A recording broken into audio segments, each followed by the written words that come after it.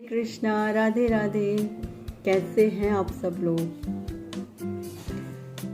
मैं भी बहुत अच्छी हूँ और मुझे उम्मीद है कि आप सब लोग भी बहुत अच्छे होंगे और राधे कृष्ण जी की कृपा आप सभी पर खूब भर भर के बरस रही होगी। और आई होप आप सब ने आज एकादशी का व्रत रखा होगा। आज देवउठनी एकादशी है। चलिए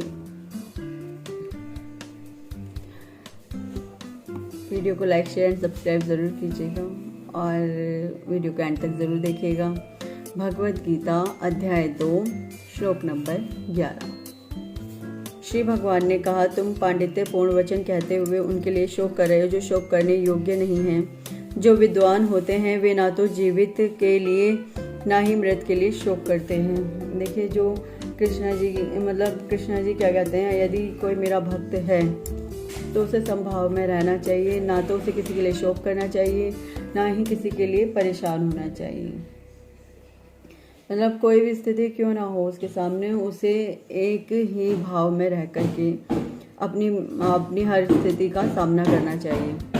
एक ही भाव मतलब आपको किसी भी प्रकार से किसी भी परिस्थिति में विचलित नहीं होना है।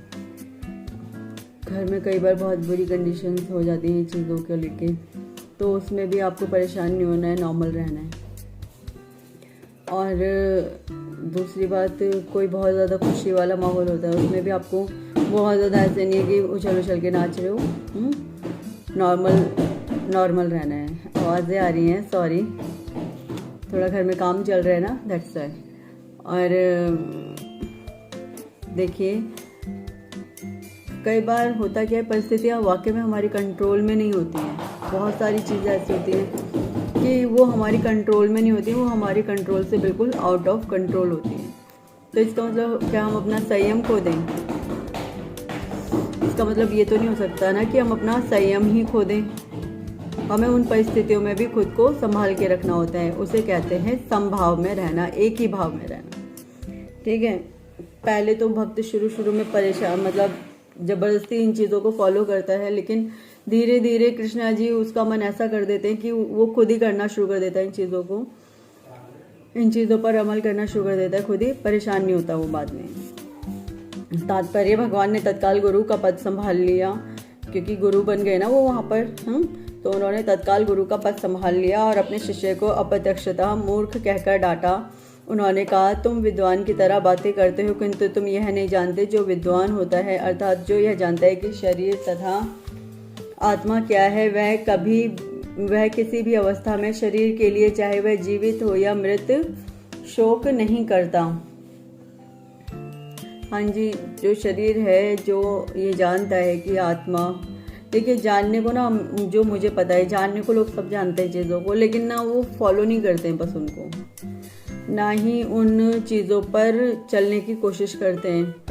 अब पता होने को सबको अब मैं किसी से कुछ कहते हैं तो कहते हैं हमें भी पता है। आई नो आपको पता है, फॉलो भी तो कर लो ना। फॉलो कर लोगे तो परेशानियों से बच जाओगे। फिर वो हमसे कहते हैं कि हमारी जो कंडीशन है तुम्हें नहीं पता, हम अपनी कंडीशंस में कैसे जी रहे हैं। ऐसा कुछ नहीं है। सबके साथ कभी ना कभी कोई ना कोई कंडीशंस हमेशा क्रिएट होती हैं, तो उन कंडीशन में वो संभालते हैं सब अपने आप को। तो बस यही करना होता है, आपको उन कंडीशंस में खुद को संभालना होता है। ठीक है, क्योंकि आत्मा तो अजर और अमर है। चेंज क्या होता है? हमारा शरीर, हमारा ये शेर के सामने आया हुआ खाद्य पदार्थ, उसका खाद्य पदार्थ ही होगा ना हमारा शरीर। हमारे लिए कुछ मैटर रखती हैं चीज़ें, हमारा शरीर हमारे लिए मैटर रखता है। लेकिन अगर शेर के सामने जाएंगे तो क्या हमारे लिए मैटर करेगा? तो अच्छा, एक क्वेश्चन आप लोग मुझसे ये पूछ सकते हो कि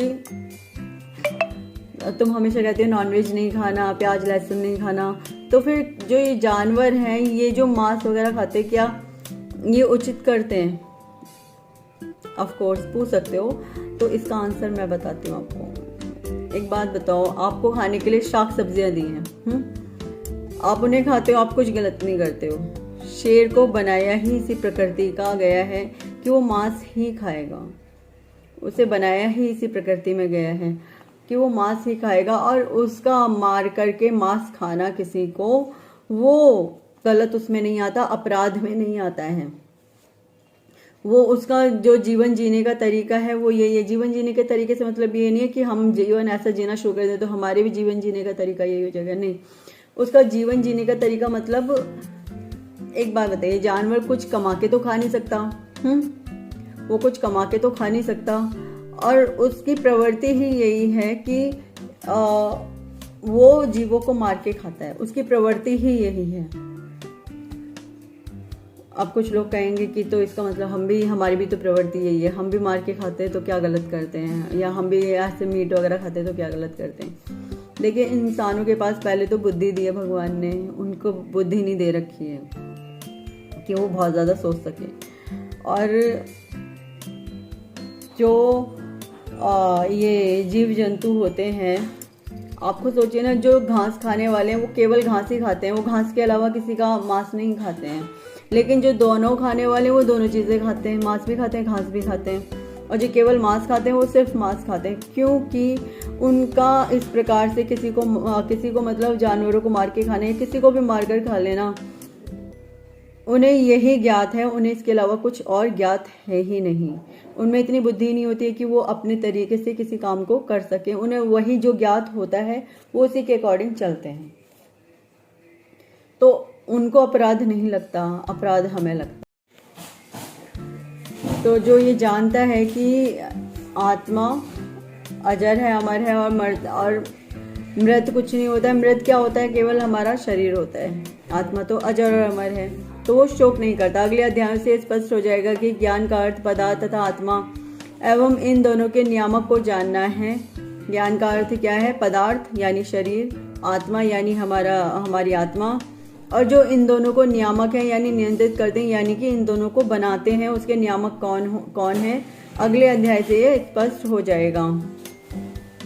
अर्जुन का तर्क था कि राजनीति या समाज नीति की अपेक्षा धर्म को अधिक महत्व मिलना चाहिए, किंतु उसे यह ज्ञात न था कि पदार्थ, आत्मा तथा परमेश्वर का ज्ञान धार्मिक सूत्रों से भी अधिक महत्वपूर्ण है।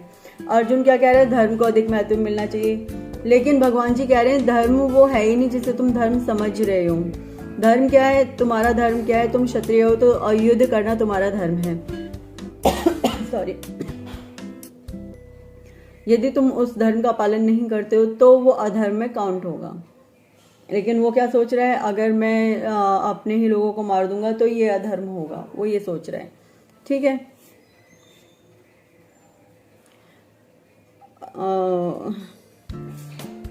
उसे ज्ञात था कि पदार्थ, आत्मा तथा परमेश्वर का ज्ञान धार्मिक सूत्रों से भी अधिक महत्वपूर्ण है।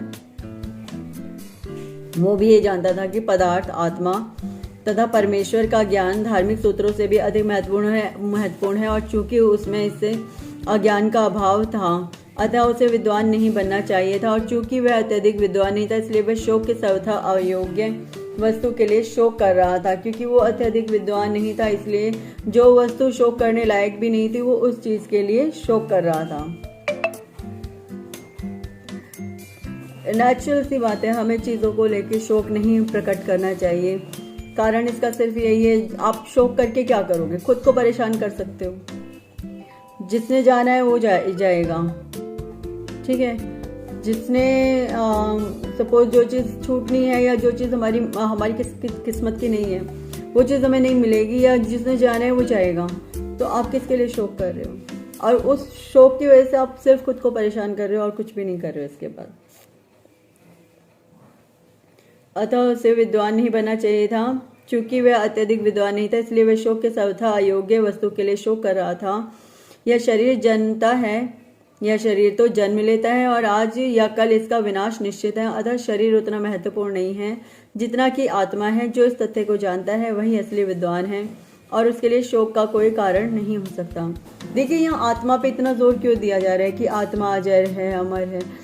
सबको पता है ये बात, तो हर कोई बोल सकता है हमें पता है आत्मा का, लेकिन जोर किस बात पे दिया जा रहा है कि आप अपनी आत्मा की शुद्धि भी कीजिए। हाँ जी, आप वो ज्ञान लीजिए गीता का जिससे कि आत्मा की शुद्धि हो सकती है। फिर उस शुद्धि से आप अपनी आत्मा को शुद्ध करके आप चाहे जितने भी जो भी जन्म ले रहे हैं, लेकिन आपकी आत्मा पवित्र रहेगी, आपकी आत्मा हमेशा शुद्ध रहेगी। वो कभी भी पता है क्या होता है, जब हम गलत काम कर रहे होते हैं, कोई भी गलत काम हम कर रहे होते हैं, तो ये हमारी जो आत्मा होती है ना, ये बेचारी परेशान हो जाती है। हमको तो लगता है कोई प्रॉब्लम नहीं हुई है, लेकिन इस आत्मा को बहुत दर्द होता है। हाँ जी, इसे बहुत परेशानी होती है, इसे बहुत ज़्यादा तकलीफ़ में से गुजरना पड़ता है, क्योंकि ये बहुत अच्छे से जानती है जब मैं शरीर को छोड़ूंगी ना, जिस दिन, उस दिन मुझे अगर गलत कर्म, मेरे शरीर ने गलत कर्म किए ना, तो मुझे वो सब यातनाएं भुगतनी पड़ेंगी, जो सब मैं ऑलरेडी बता चुकी हूँ आपको। ठीक है, इसलिए बार बार कहा जाता है आत्मा को शुद्ध रखिए। आत्मा क्या है, आत्मा किस तरीके से क्यों काम करती है। आत्मा हमारे शरीर में होती ज़रूर है, लेकिन हम उस अपनी आत्मा की ज़रा भी नहीं सुनते। यदि हम अपनी आत्मा की बातें सुनेंगे ना, तो सीरियसली हम कभी भी गलत कार्य नहीं करेंगे। आप कहोगे वो कैसे? होता क्या है, हमारी आत्मा कभी भी हमें गलत जवाब नहीं देती है, लेकिन हम अपनी आत्मा की आवाज़ सुनते ही नहीं है। सच ये है, हम किसकी आवाज़ सुनते हैं? अपने मन की आवाज़ सुनते हैं। हम अपने मन की आवाज़ सुनते हैं। मन हमें जैसे चाहे वैसे नचाता है, इंद्रियां नचाती हैं। कौन नचाता है? इंद्रियां नचाती हैं। इंद्र जो मन है वो क्या है? इंद्रिय है। तो हमें हमारा मन नचाता है। अगर उसके विपरीत हम मेडिटेशन करें, ध्यान लगा करके भगवान का नाम जाप करें, और उसके अलावा भगवत गीता का पाठ वगैरह ये सब कुछ कर रहे हैं, और भगवत कथा वगैरह, फिर हम अपनी आत्मा, हमारी आत्मा भी तब हमसे बात करती है, तब हमारी आत्मा हमें सही और गलत का भेद भी बताती है।